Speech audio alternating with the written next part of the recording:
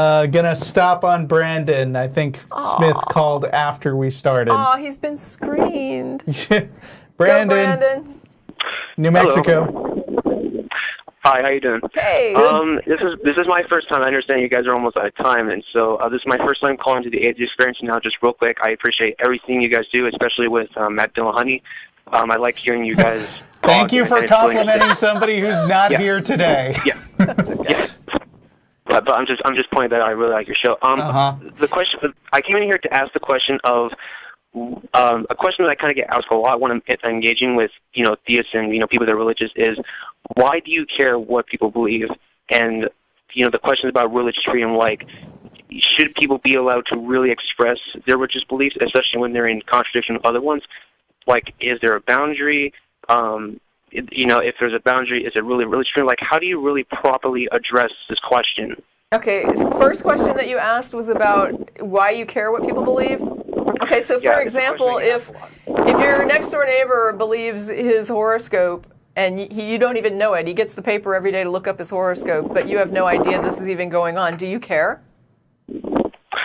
I guess I would, because I understand that, that beliefs may have actions.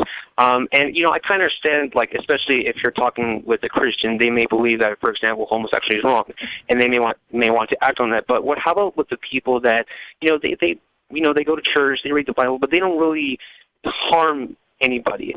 There are definitely people that do, and there are actually people who are involved in religious movements that would support, gay rights, right, or that support immigration rights. For the most part, I don't care if they, if they're not bothering me. I don't need to change their opinion. Now, if they start coming at me and trying to convince me that they're right, then I'll argue back. Right. But if they don't want to talk about it, we're cool.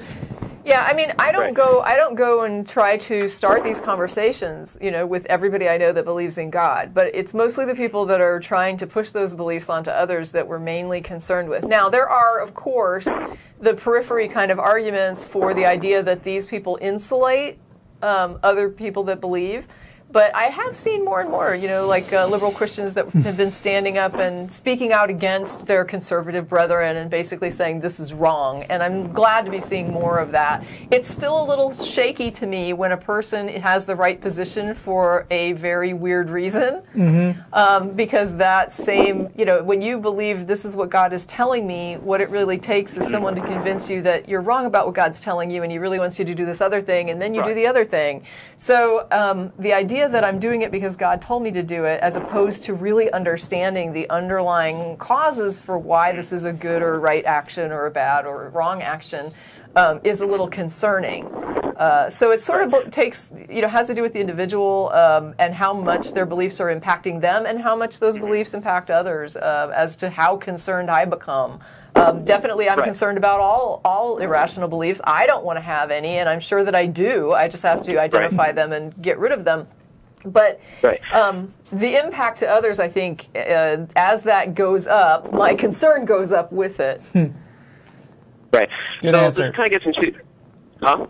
Good answer. We are totally out of... we're actually 10 minutes over time at this point. So we're going to go to Star of India now. Oh, okay. Yeah, I'll try to call him next week, if that's possible. So you can try. All right. All right. Well, thank you for taking my call, and just keep up the good work. Thank you. Bye. Bye-bye. That's